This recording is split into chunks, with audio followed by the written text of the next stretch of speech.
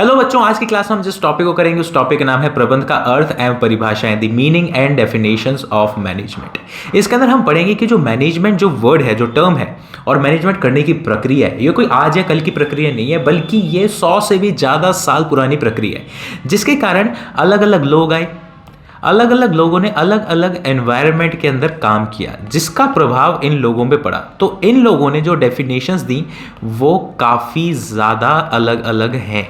उन डेफिनेशंस को हम अलग अलग राइटर्स की डेफिनेशंस को इस क्लास के अंदर पढ़ने वाले हैं। तो हम पढ़ते हैं। प्रबंध जो है वो 1 शताब्दी से भी ज़्यादा पुरानी चीज़ है। सर्वमान्य परिभाषा का विकास नहीं हो पाया, यानी एक बहुत ही वाइडली एक्सेप्टेड किसी भी परिभाषा का विकास नहीं हो पाया, क्योंकि अलग अलग लोग थे, उनके जो बैकग्राउंड थे वो भी अलग अलग थे। तो ये जितनी भी परिभाषाएं आई वो भिन्न भिन्न अवधारणाओं के कारण आई। तो हम पहली परिभाषा कर लेते हैं। पहली परिभाषा है मैरी पार्कर फॉलेट की। मैरी पार्कर फॉलेट ने यह कहा था कि प्रबंधन दूसरों से काम करवाने की कला है, यानी प्रबंधन वो चीज है बच्चों जिसमें तुम दूसरे लोगों से काम करवाते हो। ये बहुत ही वाइडली एक्सेप्टेड डेफिनेशन है, जो कि अगर तुम किसी भी मैनेजमेंट के कोर्स के अंदर चले जाओगे तो जनरली सबसे पहली डेफिनेशन जो पढ़ाई जाती है वो मैरी पार्कर फॉलेट की ही पढ़ाई जाती है। उसके बाद में दूसरी डेफिनेशन आती है। दूसरी डेफिनेशन है प्रोफेसर होराल्ड कून्स की। प्रोफेसर होराल्ड कून्स की जो डेफिनेशन है वो ऑलमोस्ट मैरी पार्कर फॉलेट की डेफिनेशन जैसी ही है। हेराल्ड कून्स की डेफिनेशन ने सिर्फ इतना सा चेंज किया है कि जहां पे हमारे मैरी पार्कर फॉलेट ये कहती थी कि ये लोगों से काम करवाने की कला है, तो वहीं हेराल्ड कून्स ने ये बोला कि नहीं रुको, ये दूसरों से काम करवाने की कला नहीं है, बल्कि ये समूहों के द्वारा और समूहों में कार्य करवाने की कला है। यानी इन दोनों डेफिनेशंस के अंदर फर्क क्या है कि पहली डेफिनेशन कह रही है पीपल पे फोकस कर रही है, यानी लोगों पे फोकस कर रही है।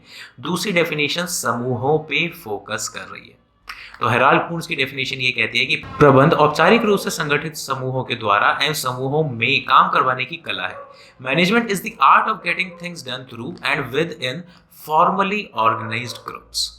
अब हम तीसरी डेफिनेशन पे आते हैं। तीसरी डेफिनेशन है व्हीरिच कून्स की। व्हीरिच कून्स ने अपना जो बेसिक जिस अवधारणा पे अपनी डेफिनेशन दी वो अवधारणा थी वातावरण की अवधारणा।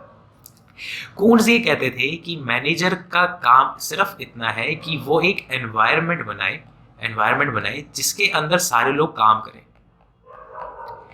और अपने अपने काम के थ्रू वो अपने लक्ष्य को प्राप्त करें। ये किसने बोला? व्हीरिच एंड कून्स ने। तो ये बोलते हैं कि प्रबंध एक ऐसे वातावरण का निर्माण करने तथा उसे बनाए रखने की प्रक्रिया है जिसमें लोग समूह में काम करते हुए चयनित उद्देश्यों को दक्षतापूर्वक पूरा करते हैं। अब ये डेफिनेशन इंग्लिश में। Management is the process of designing and maintaining an environment in which individuals working together in groups accomplish efficiently selected aims. ये किसने दी? व्हीरिच एंड कून्स ने। अब ये चौथी और आखिरी डेफिनेशन। इन 4 डेफिनेशन के सिवा भी बहुत सारी डेफिनेशंस हैं, लेकिन हमने जो क्लास के अंदर कवर करी है वो हमने 4 डेफिनेशंस कवर करी है। तो चौथी डेफिनेशन है क्रीटनर की।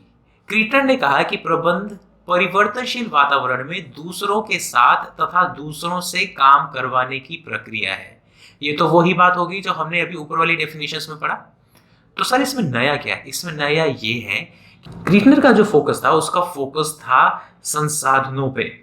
तो क्रीटनर ने यह बोला कि मैनेजमेंट क्या है कि दूसरों के साथ मिलकर काम करना और दूसरों से कार्य करवाना ठीक है, इसके साथ साथ रिसोर्सेज जो हैं यानी सीमित संसाधन जो हैं वो इस तरीके से यूज करना है कि हम उसका बेस्ट यूज कर पाए।